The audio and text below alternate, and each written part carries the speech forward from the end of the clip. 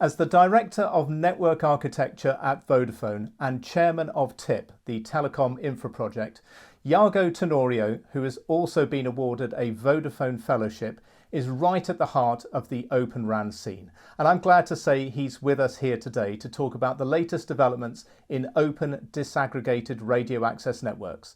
So Yago, thanks very much for joining us today. Where is the Vodafone Group in terms of its Open RAN progress? Are you on track? Yes, we are on track. So just to recap, if you remember, we had a number of trials going on worldwide, many of those in Europe, in Ireland, in the UK, in Turkey as well. But now the center of action has moved to the UK, indeed, since we announced, I think more or less this time last year, that we were going to roll out 2,500 sites in our commercial network. We also announced the names of our vendors who are going to partner with us to do that. And since then, the action obviously has shifted to the work that we are doing in the lab. Now that's progressing really, really well. We've made some encouraging progress in defining the blueprint, the architecture that works. I think not only technically, but also commercially very well. And I think it won't be long until you see concrete, specific progress and maybe the first site live. So watch this space. I think it'll be coming soon. Other than that, we are working with practically all the players in the industry in our labs, and we're engaging with them in roadmap discussions and others. And a good example of that has been the progress that the UK team has made with Mavenir in actually producing a 4G small cell that is an Open RAN based small cell that is perfect for mid and small size companies. Okay, excellent. Now, also in the UK, a few months ago, you were announced as the chairman of software-defined radio specialist Lime Microsystems. What role is Lime playing in Vodafone's plans, and how is your role as chairman impacting that? Yes, I was announced chairman of the board of Lime in August, and very pleased and honored to take that role.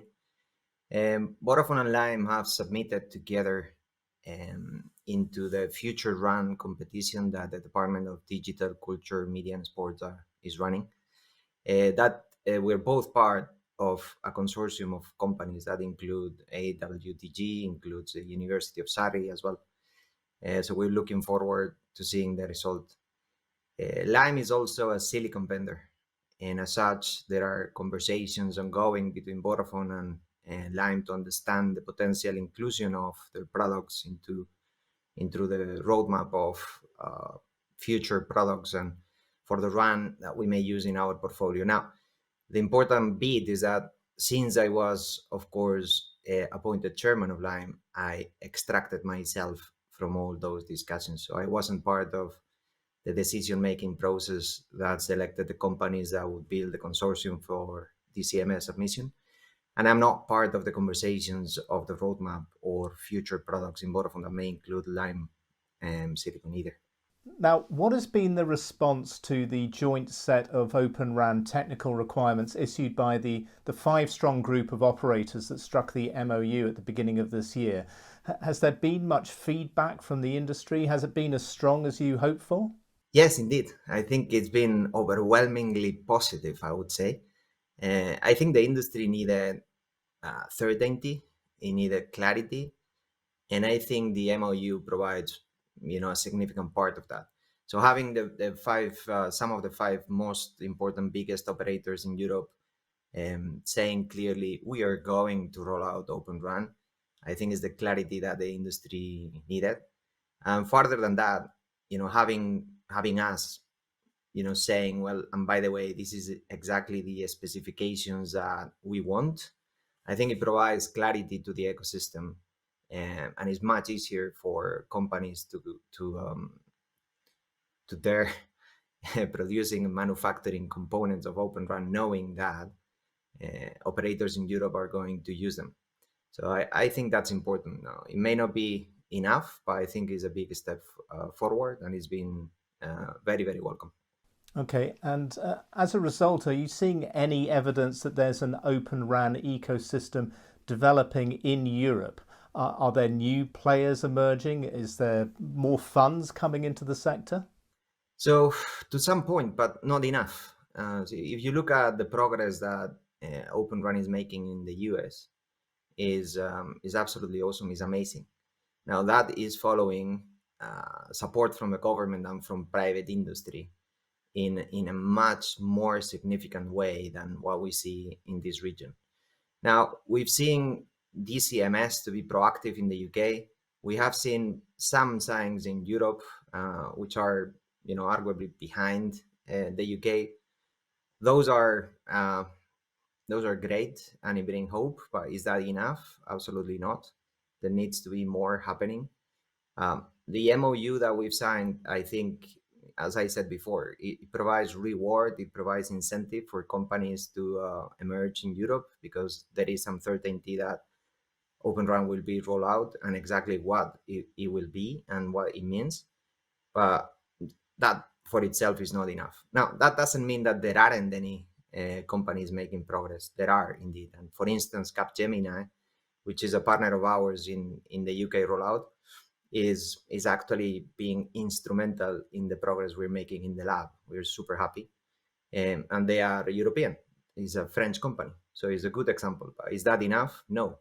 Europe needs to stand up.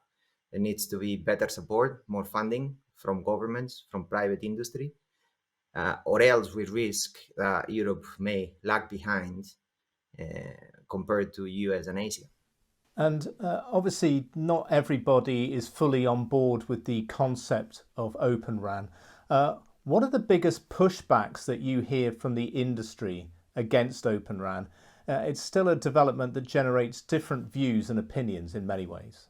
Yes, I think it's a development that make a lot of people happy because it means opportunities. It means business where before it was difficult for them to maybe to make, and it also upsets a few people, I guess, because it means an external force that drives them to change, and is not completely in their control. So it's only normal and expected that there is some a certain amount of pushback. Now, if you think what that pushback was 2 years ago, I think it was about whether Open RAN would happen at all, or if it would be a matter of 6G, so timing, long term. I think a year ago, at the time we announced our rollout, that faded away, and that was not the pushback anymore. And the new pushback probably changed to topics like energy consumption, like security, silicon to a point.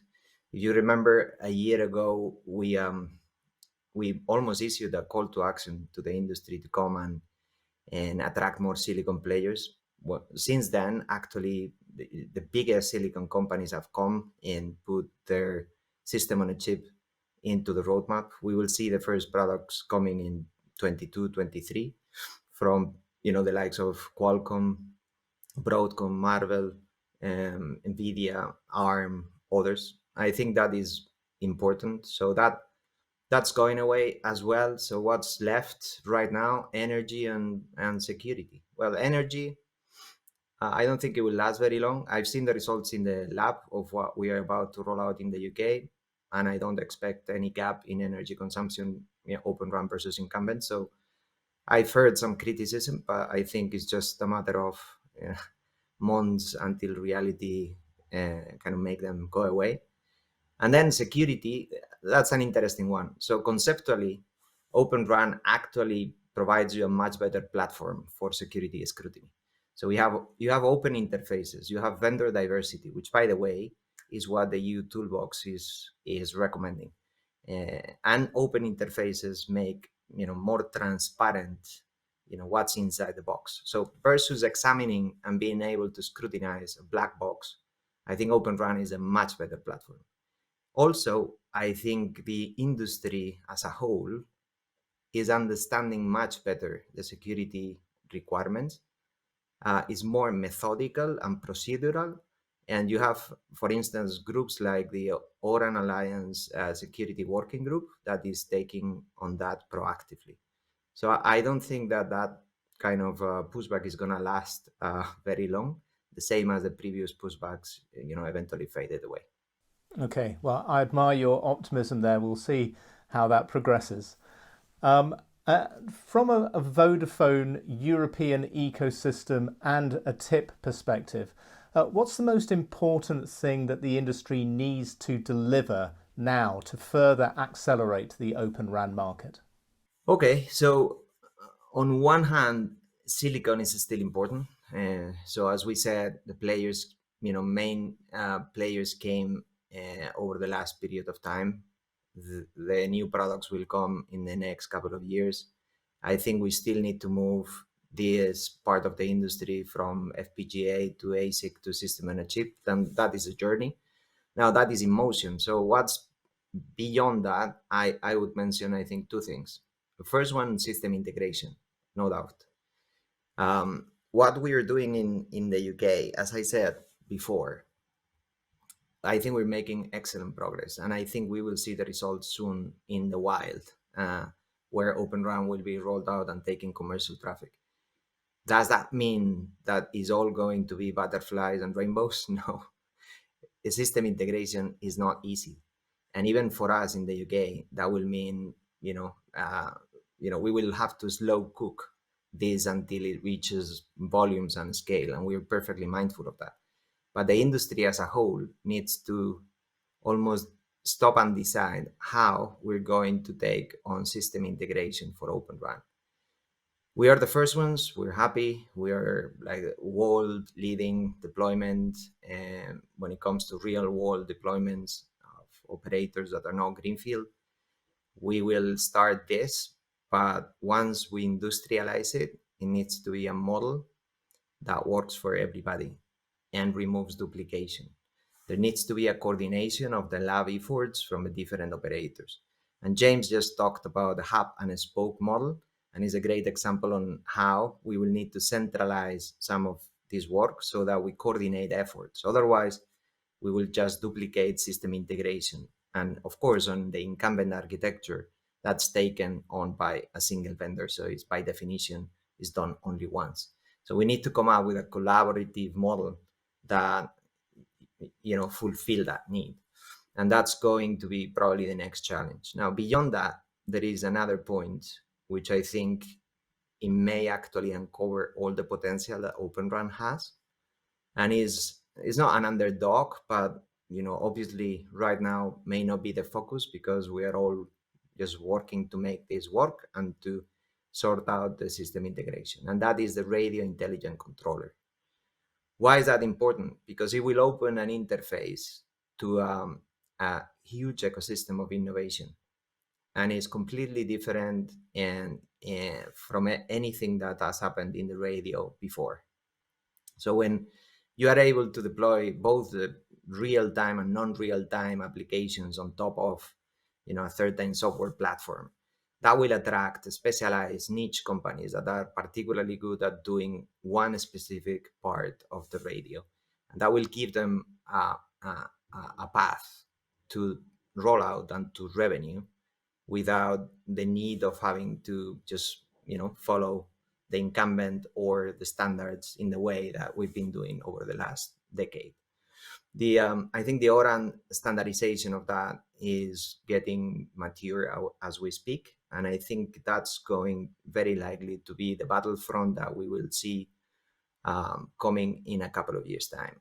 And eventually, it will be one of the biggest factors that will differentiate Open RAN from incumbent. Yeah, absolutely. It's already encouraging actually to see how much development with RICs that there are already around the industry. So that's going to be a big topic for 2022, I think. And as for slow cooking, I think that we already know that often produces the best results, whether it's in the kitchen or in the network. So Yago, thanks very much for joining us today. Great to talk to you, and look forward to hearing from you again soon. Thanks very much. My pleasure. Thank you.